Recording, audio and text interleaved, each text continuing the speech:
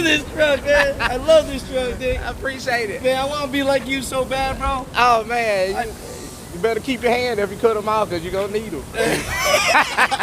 Put a brand new engine in it like 2 weeks ago. No, you really? Brand new. What happened? What happened? How much? Wait up. How much? I don't want to get in your personal life, but how much is a brand new engine? Man, it's going to hurt your heart. I'm $63,000 in it. 63. People that want to get into trucking because, to survive for 20 years, there's a lot of ups and downs that I do know about myself. So, any advice for those people? My main thing to say is, don't let nobody discourage you into, what you want to do. A lot of people gonna talk bad about you. A lot of people tell you some good stuff. But, don't let the negative get you down. If that's what you want to do, hold your head up. And the main thing, keep God in your life and you'll make it.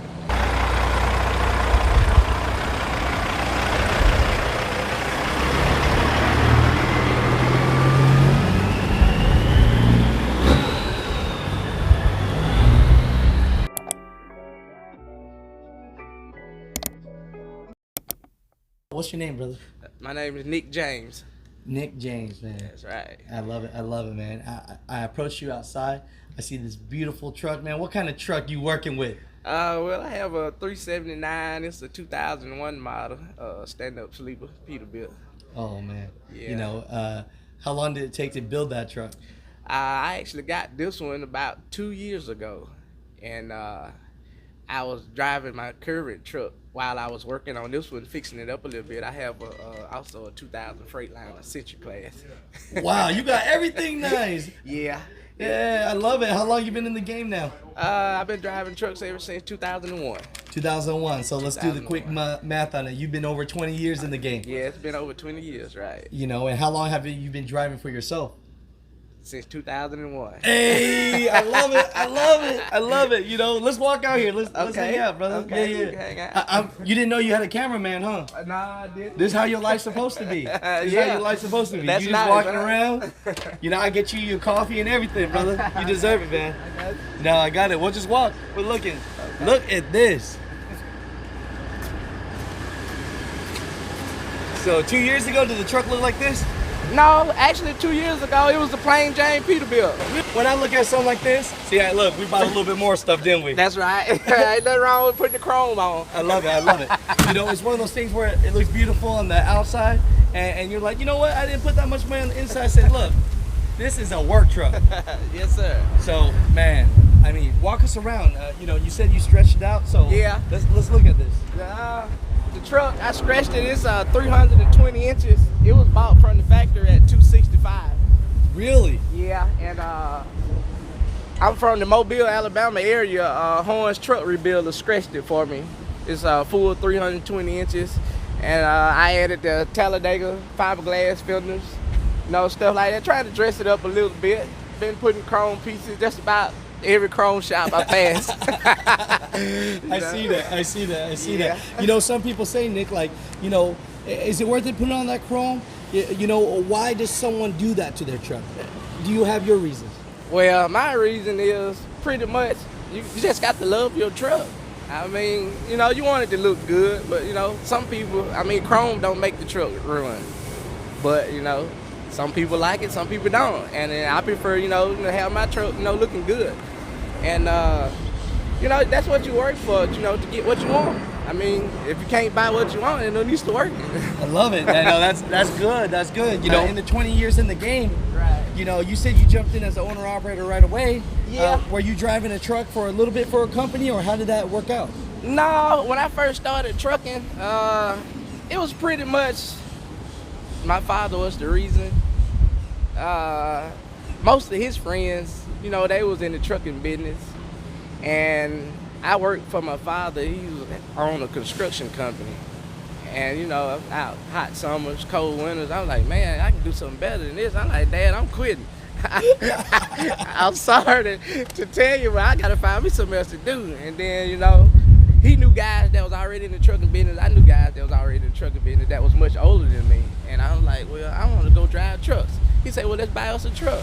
And so my father helped me get my first truck, like 6 days after I turned 21 and got my license. So you went to CDL school, Got your license? I went to CDL school, got my license. What kind of truck? What was your first truck? My first truck was a 97 Peterbilt, day cab, 379. Look at that. Yeah. Look at that, man. You know, what a great father to help you with your dream, man. Yeah, it was. Yeah, it was. And like I said, ever since then, you know, I had my ups and downs, but, you know, I've been moving on. I own 3 trucks, you know, since I started. Been in and out of business.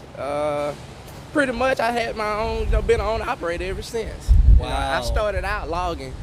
I logged for about 6 years, and then after that I started pulling dry van and refrigerator. And pretty much I done been a little all over everywhere, pulled little everything.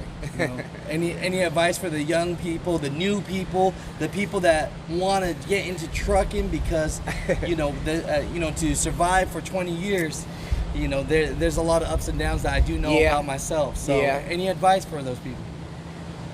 My main thing to say is, I mean, don't let nobody discourage you into, you know, what you want to do. A lot of people gonna talk bad about you. A lot of people tell you some good stuff. But, you know, don't let the negative get you down. If that's what you want to do, hold your head up. And the main thing, keep God in your life and you'll make it. Wow, that's beautiful. You'll make it, yeah. That's beautiful. You know? Look at this truck, man. I love this truck, dude. I appreciate it. Man, I want to be like you so bad, bro. Oh, man. You better keep your hand if you cut them off because you're going to need them. I love it. I love it. You know, the number one question I have for you really is, in the nation, where's the best place to get some food, man? Man, Louisiana, I think, is the best place to stop. Louisiana? Anywhere in Louisiana. What type of food? Don't say crawfish, because I love me some crawfish. Any kind of seafood you want, Louisiana is the place. Any truck stop, you're going to pretty much get crawfish, boudin, alligator. Oh, my God. Don't talk to me like this. Anything you want. Why are you talking to me like this, man? Man, I've been wanting some crawfish. Yeah, I love it. Man. I love it. I love it, man. Yeah. You know, where was the design for this? When you said this Pete was plain Jane, what color was it before? It actually was the lighter color purple, which is this color. It's from the factory. And I had those stripes put on there, and the darker purple, I painted the fenders and the stripes on there.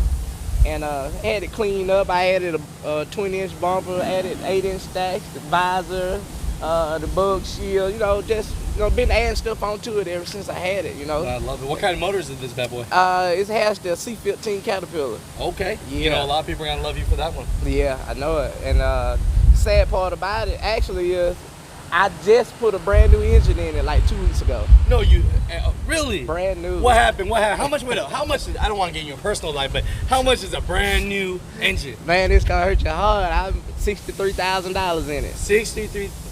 And did you?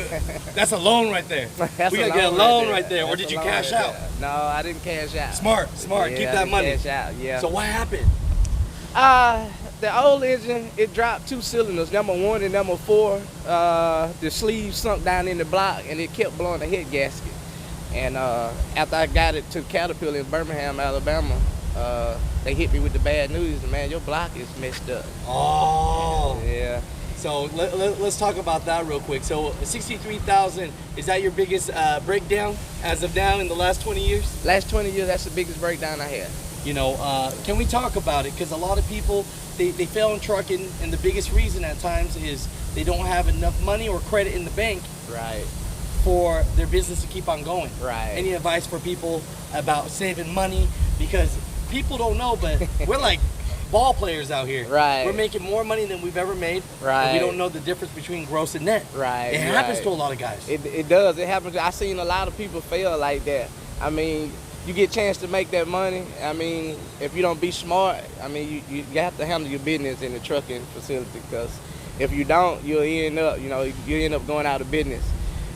Your gross money is tremendous. I mean, way up in the thousands over a year.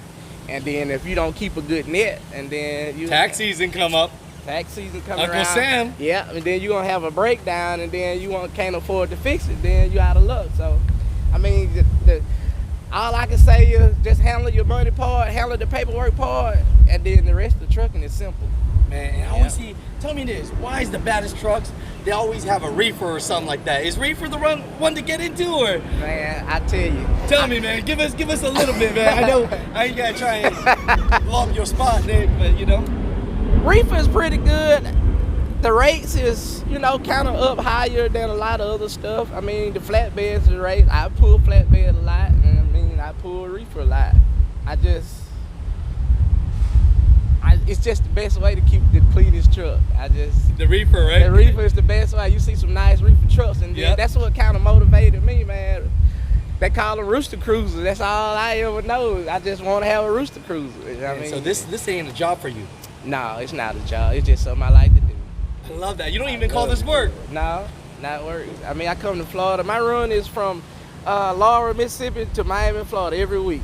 I come down here, nice sunshine, Florida. I love it. I love it. I love it. You know, you know, at the end of this, man, I really appreciate you. You know, hopefully you mother truckers out there get some energy today, because Nick is the shit, man. You know, this is your trailer too, or what? This is my trailer too. It's also a 2001 utility 48-foot spread axle. And so you own both. So do you recommend people to own both the tractor and the trailer? What are your thoughts? I recommend you own your tractor and your trailer. Just as soon as, if you drive for somebody else, as soon as you can, get your own equipment. And what's the reason for having your own equipment? The reason is because you could motivate yourself to do more. You'll push yourself more. You'll have more. And then you could experience the business life of, you know, just become a better person all around, you know. And then nothing beats an owner-operator. Nothing beats working for yourself. Nothing beats working for yourself. So if any of you down, this is the shout out here.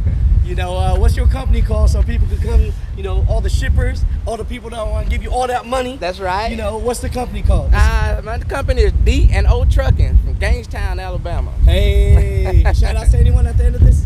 Shout out to my girlfriend, Annie Jackson, all my mother truckers out there. Shout out to all of them who know me. Everybody know you, Nick. That's your right. personality, man. How, at the end of the day, man, how after all these years, I just met you today, your energy is so solid, man, so strong. How you keep that energy up, man? Man, I tell you, I come from a good, strong family. Like I say, this last 2 years, it's been a pretty good major trip for me. It's hard to explain, man. You gotta love God and then love all your people and your family, and then you come out here and work and do what you like to do, and then have nice, wonderful people to go home to and meet wonderful people. And especially at this hard time that we having with this COVID thing, pandemic stuff, man, you have to enjoy your life, because you never know when your life comes to an end. Hey. So cherish every moment. I love it. We'll leave it at that. Thank you so much. Yes, sir. Nah, I really enjoyed this interview, man. Yeah, I appreciate it. I really appreciate you, man. We are the music makers, and we are the dreamers of dreams.